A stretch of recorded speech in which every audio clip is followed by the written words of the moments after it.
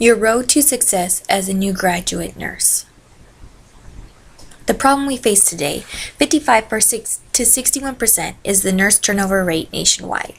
Of that, 35 to 69% are new graduate nurses that leave employment within their first year. Those new graduates are experiencing a phenomenon known as reality shock and rejection. That is, they're feeling overwhelmed. Their work environment is not living up to their expectations. They dwell on their negative experiences, and they're feeling inadequate and incompetent.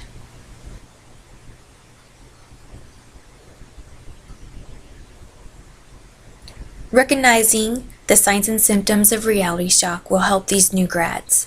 If they see themselves becoming constantly on edge or irritable, they'll be anxious. They become consumed by the task at hand.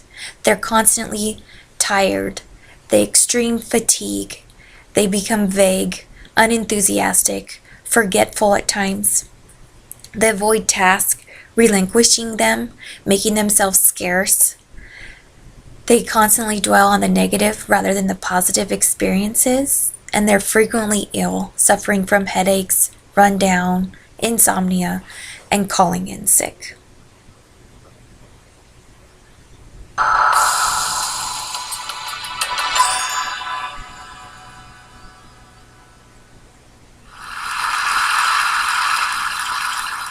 I have a confession to make. But first, I want you to make a little confession to me. In the past year, I want you to just raise your hand if you've experienced relatively little stress. Anyone? How about a moderate amount of stress? Who's experienced a lot of stress? Yeah, me too. But that is not my confession. My confession is this. I am a health psychologist, and my mission is to help people be happier and healthier. But I fear that something I've been teaching for the last 10 years is doing more harm than good, and it has to do with stress.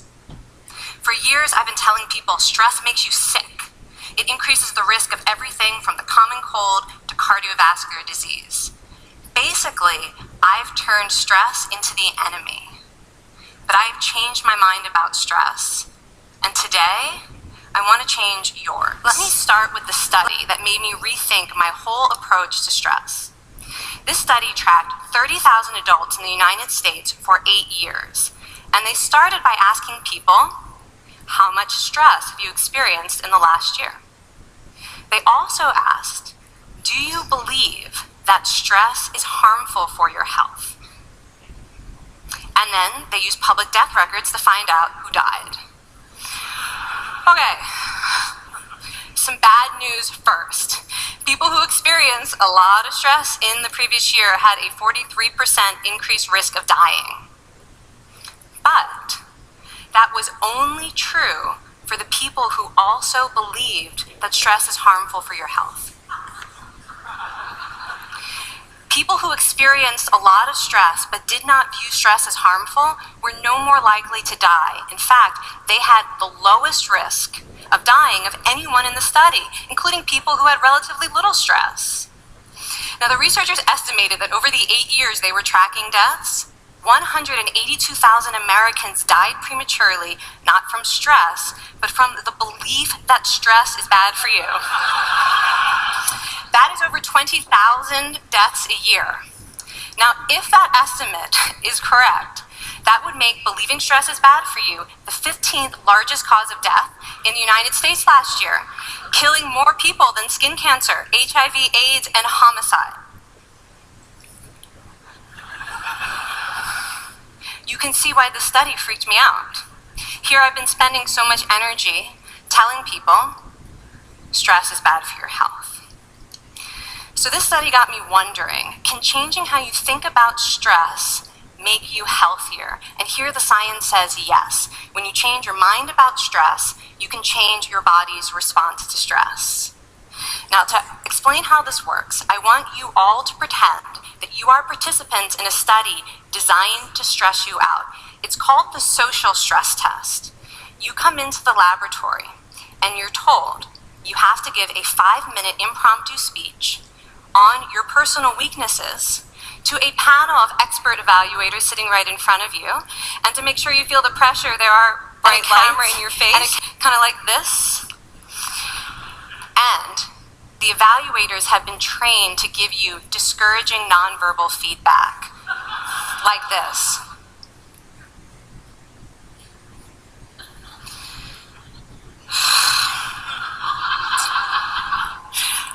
Now that you're sufficiently demoralized, time for part 2, a math test.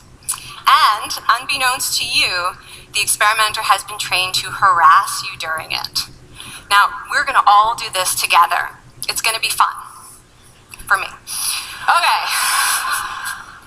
I want you all to count backwards from 996 in increments of 7. You're going to do this out loud as fast as you can, starting with 996. Go. Go faster. Faster, please. You're going too slow. Stop, stop, stop, stop.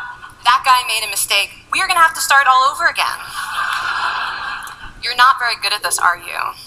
Okay, so you get the idea. Now, if you were actually in this study, you'd probably be a little stressed out. Your heart might be pounding, you might be breathing faster, maybe breaking out into a sweat.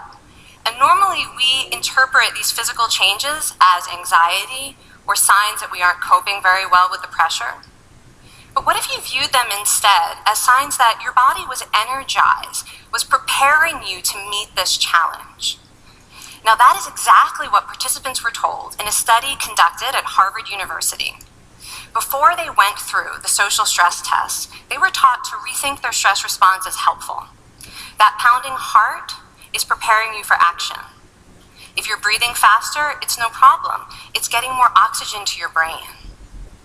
And participants who learned to view the stress response as helpful for their performance, well, they were less stressed out, less anxious, more confident. But the most fascinating finding to me was how their physical stress response changed. Now, in a typical stress response, your heart rate goes up and your blood vessels constrict like this. And this is one of the reasons that chronic stress is sometimes associated with cardiovascular disease. It's not really healthy to be in this state all the time. But in the study, when participants viewed their stress response as helpful, their blood vessels stayed relaxed like this. Their heart was still pounding, but this is a much healthier cardiovascular profile. It actually looks a lot like what happens in moments of joy and courage. Over a lifetime of stressful experiences, this one biological change could be the difference between a stress-induced heart attack at age 50 and living well into your 90s. And this is really what the new science of stress reveals, that how you think about stress matters. So my goal as a health psychologist has changed. I no longer want to get rid of your stress. I want to make you better at stress. And we just did a little intervention. I want to give you the tools to help you with your first year of graduate nursing. You need to have the resources to do your job well. You need to make sure you know what is expected of you. You need to ask for help. You need to have interpersonal confidence in yourself. You need to know your limits. You need to create a positive work environment and share your vision for the future of nursing. My advice to you is to become a change agent. It is better to stay and work with the system to make the changes necessary. Go to your nurse managers with suggestions on how to improve things. Ask yourself, what must I do to become the nurse I really want to be? What must I do so that my nursing contributes to my patients and the community?